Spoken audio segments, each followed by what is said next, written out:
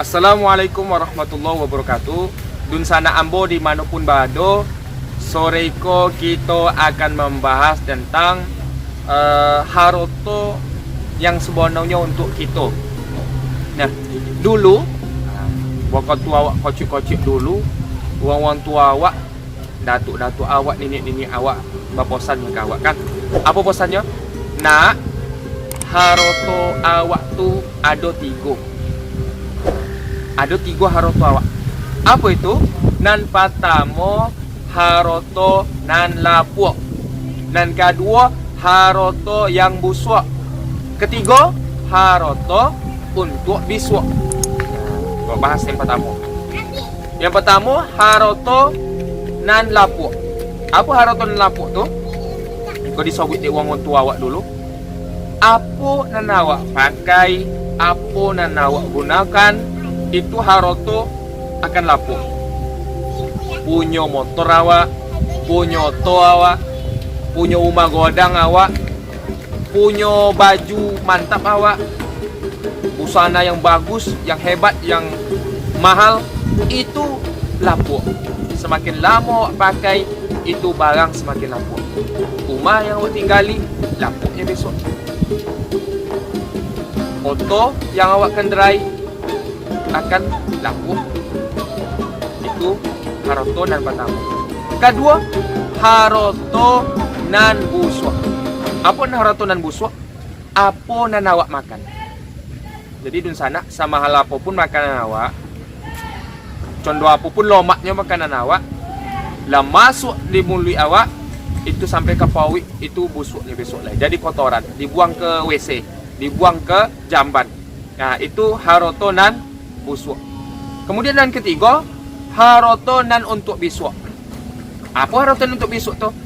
Iko yang awak kaji, harta nan untuk bisuk adalah harta nan awak infakkan, nan awak sodakohkan, nan awak berikan di jalan Allah. Ikolah harta nan untuk bisuk. Karena itulah Allah dan Rasulnya menyuruh awak banyak bersodakoh. Tujuan sodakoh tu apa? Ikolah harta awak untuk bisuk. Apa nan awak bayar iko kawan miskin, ke anak yatim, ke rumah Allah, masjid, musalla, fisabilillah, untuk pendidikan dan sebagainya. Apa nan awak bayar iko? Itulah harta kita nan untuk besok. Masya Allah.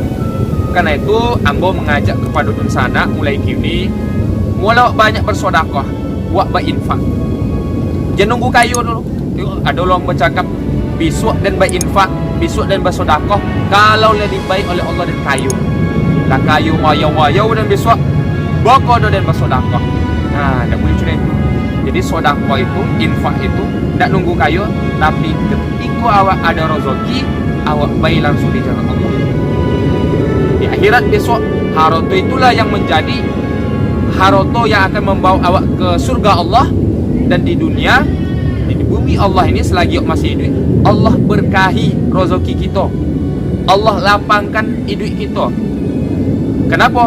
Karena kita bersedekah, berinfak. Dosa yang dirahmati Allah Subhanahu wa taala. Karena itu Allah Subhanahu wa taala mengingatkan kita ya dalam Al-Qur'an, dan juga Nabi mengingatkan kita dalam sunnahnya untuk selalu banyak bersedekah, berinfak. Ada piti seketek sesuai kemampuan awak, bersedekah awak, baikan ke orang miskin. Atau tak bisa awak membaik sedekah ke orang, ke hewan pun, ke binatang pun boleh bersedekah, berpahala. Nampak kucing di rumah awak, meong-meongnya minta makan, baikan seketek, bayi nasi seketek, campur jo ikan teri, lah berpahala awak bersedekah.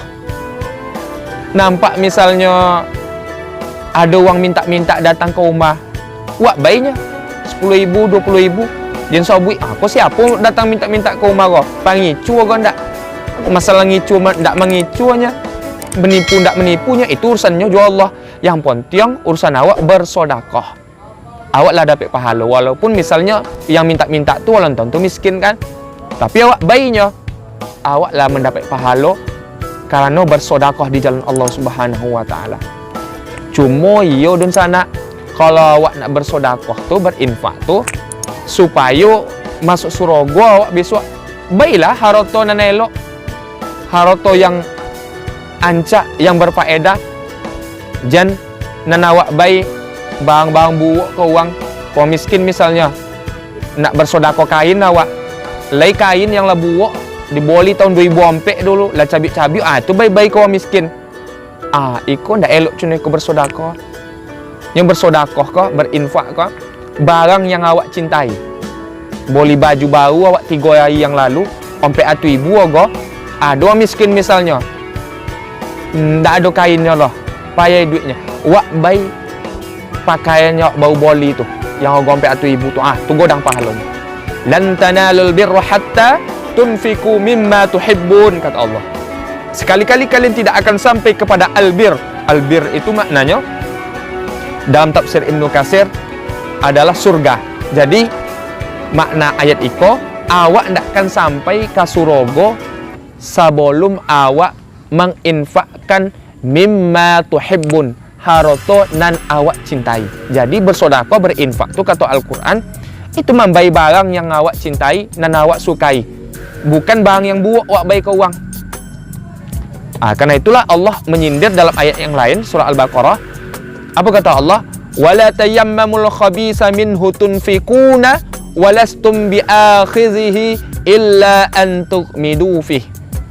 Janganlah sekali-kali kamu memberikan harta, menginfakkan harta yang kamu sendiri enggan untuk mengambilnya, illa an tuqmidu fih, kecuali dengan memicingkan mata.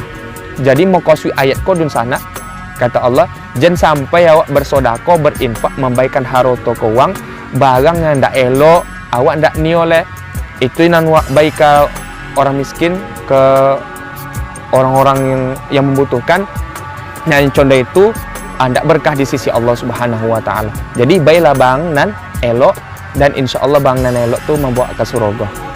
Karena itu ya Allah Subhanahu wa taala dalam ayat yang lain surah Al-Baqarah mengingatkan kepada kita bersama. Apa kata Allah?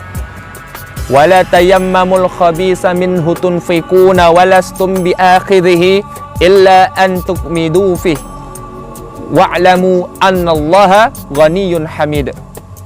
Janganlah sekali-kali, kata Allah, kalian menginfakkan, memberikan harta yang buruk, yang mana kalian sendiri tidak mau mengambilnya kecuali dengan memicingkan mata.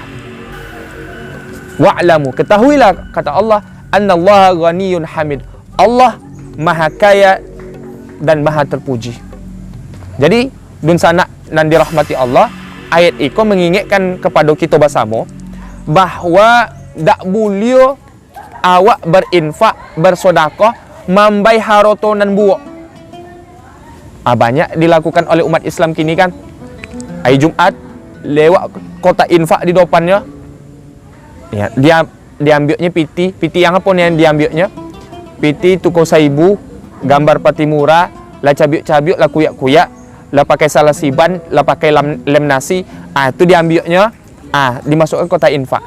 Inya sendiri ndak nio piti itu leh. Ndak omongnya mambil leh. Itu nama dimasukkan kota infak. Ada kota infak untuk anak yatim, ambil piti celengan 1.000, 500 dimasukkan kota infak. Katanya nak masuk surga je tu, tapi nan diinfakkan barang nan inyo sendiri ndak niat. Tak boleh macam itu. Kenapa? Wallahu ghaniyyun hamid. Allah maha kaya. Jadi makna ayat ikut dun sana, kalau bakuang piti awak, harta awak dan bersedekah, berinfak, Allah maha kaya, Allah akan ganti nanti. Jangan takut bersedekah, berinfak. Ikut ndak ada piti 200.000, 300.000. Kemana awak pergi? Ke Pekanbaru, ke mall awak pergi belanja. Tapi kalau PT 1.000-2.000, masuk ke kota infak. Padahal yang ke kota infak tu hartoinya untuk di akhirat besok. Yang dibawa ke mall tu, itu yang abi dimakan, abi dipakai, itu yang busuk yang lapuk untuk inyo pakai dan inyo makan. Nauzubillah min zalik. Karena itu dun sana nan dirahmati Allah Subhanahu wa taala, mau kini perbanyak infak, sedekah, ya perbanyak membaikan kepada orang-orang miskin yang ada di sekeliling kita. Apalagi kini banyak uang susah karena ya memang ekonomi sedang sulit kini. Maka ikut kesempatan bagi awak bersama untuk memperbanyak infak bersedekah, dan mudah-mudahan dengan infak sedekah dan awak baikan, insya-Allah ini awak diberkahi oleh Allah, rezeki awak dilapangkan oleh Allah, dan di akhirat nanti surga Allah menunggu menanti kita bersama. Jazakumullah khairan dun sana, perhatian awak bersama, mudah-mudahan bermanfaat. Mau kita bersedekah, semoga Allah membalik kita jua saruganya. Syukran jazilan. Wassalamualaikum warahmatullahi wabarakatuh.